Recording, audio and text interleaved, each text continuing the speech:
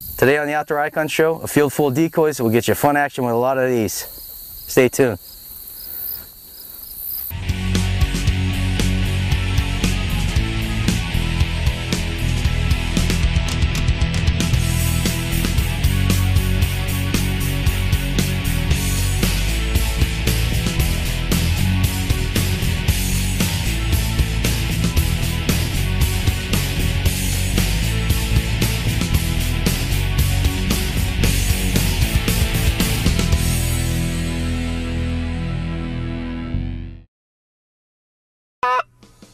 Coming up in today's Outdoor Icon Show, the boys head out into the field for the early goose season. And when the hunt is over with, they're going to bring them back and show you how to properly field dress a goose. And in today's tip of the week, we show you a part of the goose that you're going to want to cut out and cook up the next time you shoot one down. And Jeff Crystal was breaking the myth that goose tastes bad with a great pan-seared, Angelica-flavored sauce that you're sure to love. Welcome to the Outdoor Icon Show. I'm Rob Palowitz. And I'm Denny Malloy. We're doing a little early goose season. We're going to hunt over some decoys in a field and have some hot action, Den, huh? We're here in Northeast Ohio. It's the opening day of the early Canada goose season. It's a short season they have mostly to control some of the giant Canada geese, the resident geese that stay here year-round. Some of the locals that definitely hang around over the summer, winter, doesn't matter. They're always around and getting into trouble. Right, there's a good goose hatch this year in Ohio and Pennsylvania, so the season should be great all year long. The early season here, it's a little bit hot as you can tell. We're facing probably high 70s, low 80s today. Yeah. This morning had some hot action. We're hunting in a cornfield that was just cut the last couple of days. That seems to be bringing them in pretty good. Yeah, so we're keen on these geese coming in. They want to feed up on any of the leftover kernels that didn't get harvested, and we got a little setup here with a little mixture of decoys. Then some shells. We have some Bigfoot, 3D bodies, and some of the new flocked heads, the whole bodies that are flocked. That's a new term, I guess, out there with the goose decoys and even duck decoys, where they have a little different detail to them. So it's pretty good looking stuff. And with goose season, we started a little bit early with early season scouting. We kind of followed them through the summer. The geese were real hot and heavy in cut wheat fields the last couple of weeks. Wow. Changed their patterns up a little bit. Now we're starting to get some of the grain crops being harvested. So we noticed just in the last couple of days the geese are starting to come to corn. They're not in the places we thought they were going to be. But I think it should be good season with a lot of the corn coming down already. Yeah, absolutely, and they seem to be moving. Even though, despite it being a sunny bluebird day, is what we call it, it seems like it should be a little good action here. We're not far from Pymatuning Lake, so we get a lot of those geese coming off of the lake, hitting the fields to feed, and we can see now they're starting to trickle their way back towards the lake. Probably sit there all day until this evening. And now these flyway geese for mosquito, or where? No, these ones here, right where we are here, is right at the cross of the Atlantic and Mississippi flyway. So we're mostly hunting Atlantic flyway birds, which is the Pymatuning population. Yeah. Mosquito population would be further west for us. Okay. And we're not going to see any of those geese. These are the ones primarily that live around Pymatuning Lake. All right.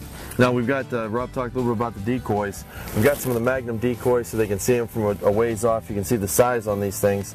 The key is once the birds are in the air, you want them to see something visual, and then you got to mix that with a little bit of audible. So we've got the different types of calls to try and get them in close range. And if they see a big flock of geese like this, we like to use a lot of decoys. Makes them feel comfortable. They want to join the flock. They figure the food must be great down there. There's all those geese, so it gives us a little bit of an advantage.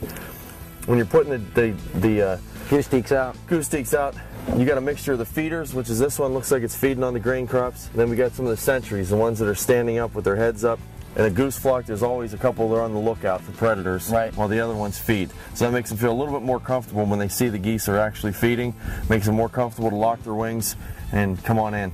And actually, if you look at our spread, Den, what we ended up doing, we kind of have like a V or a U shape set up with the goose deeks, and also you try and set them up in a little families, almost little groups. It seems to work a little better. And what you're trying to do is get these geese. The wind's coming out our back right now, so we're trying to get these geese to land right in this little pocket right behind us, and we're kind of set up, in amongst the decoys and amongst in this hiding in the soybeans. So it looks like it'll be a good way to go. Right, and it works that way. It doesn't matter how many geese you have. You always want to leave a pocket in the middle for them to land. They like to feel comfortable.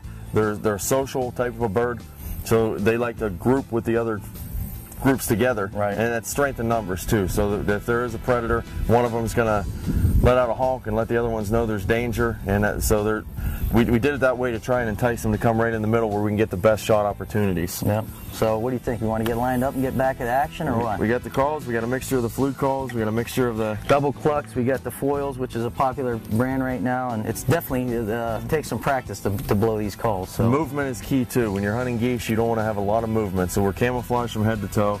When we're laying amongst the geese, we're covered up with some type of burlap or some type of a covering, camouflage covering, right. And you have to stay motionless till the last moment. I know there's a little, I guess, a little peeve that I have, or a little thing that you can't make eye contact with them when you're ready to shoot. Because if you look up at them, forget it. They're gonna just something. They're gonna see you. They're gonna flare off. You're not gonna get the shot opportunity. And that applies to deer hunting too. It seems like if you make eyes with a deer, it's just like they know instinctively that there's something wrong and nothing, something not right there. So yep. We have to use the guns we're using today are 3 and 3.5 inch shotguns.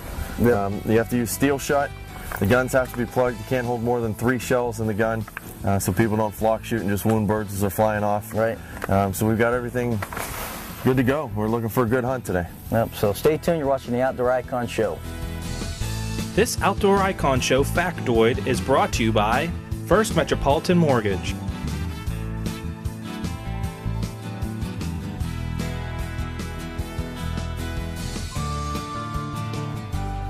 Stay tuned. The Outdoor Icon will be right back.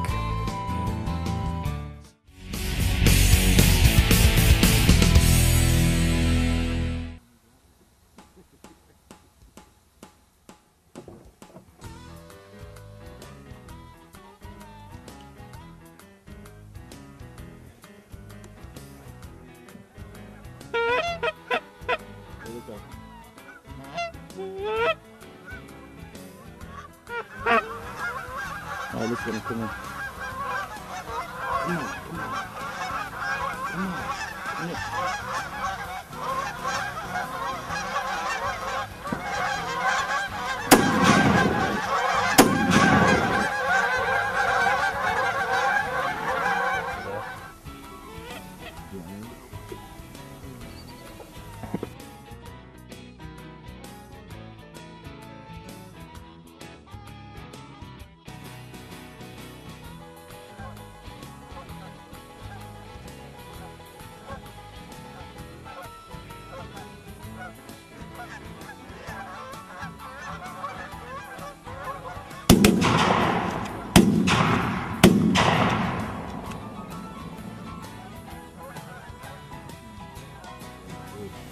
How about that calling job done, huh?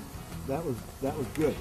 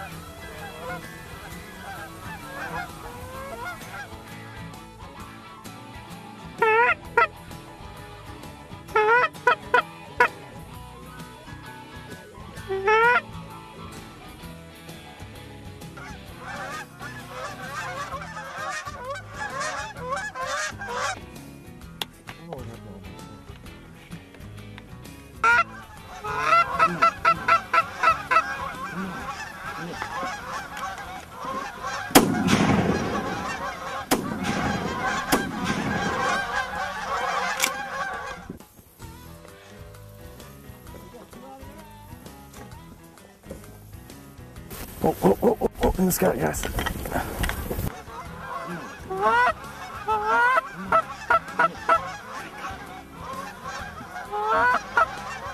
Take him.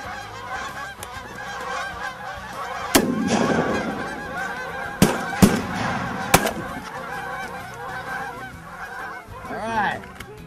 Well, Rob, we had a great hunt today. Yeah, with some good hot action, pretty much 15-minute intervals. It seems like they knew we were waiting for them today. We got started a little bit late on the setup. The light wasn't real good on the camera with the first flights that came in. Yeah. But we ended up harvesting 10 geese, so there's a couple golf course owners are happy right now.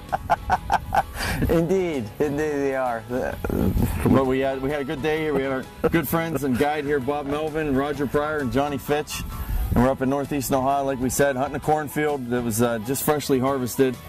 And I'm real anxious to see how Jeff Crystal prepares these things. Yeah, hopefully he'll be able to handle this, do like party size for us, for preparation. I hope he's ready. We're going to have a catered event for us. Yeah, catered event here. We got Goose, plenty of 10 goose. different ways. Yeah. A lot of people don't like the taste of goose, but I'll tell you what, I like to cook them in a crock pot, put them in with a little French onion soup, and just let them cook in the crock pot till they start to fall apart. Yeah. Another good way to cook them is put them in a crock pot, mix in barbecue sauce, pull it apart, and you make like a pulled pork sandwich. I heard that's good. Pulled goose. And I got another one too. I slice it up, I cook it in a wok or skillet, cook it like Asian style. Little teriyaki A little sauce. teriyaki and a little soy sauce. I tell you what, some peppers and onions. Ooh, man, is it good. And sometimes what I like to do is just breast them out. With a smaller goose like this, there's an awful lot of meat on the breast. Not very much goes to waste, so I usually breast these things up. Yeah. So I'd say our setup worked, fairly well today, and we had a lot of geese come by, swinging by. We did a lot of hard calling. I used the Old Double Cluck from Nightingale, and also the Foils honker call here, the High Plains honker. So. And I like the wood calls. I Yeah. still like the old Olds and the ones that are made out of some type of a wood. Right, but these are acrylic or plastic, and they really bellow out there a nice honk. So it worked well, and it was a beautiful day out here, like you said, in the 70s. It's still early, Rob. It's opening day. I'm going for the trifecta. I say we go out and we try to harvest a squirrel, and we try to get some doves this evening too. That sounds like a plan. We can get these prepared for Jeff and get them cleaned up. This Outdoor Icon Show factoid is brought to you by First Metropolitan Mortgage.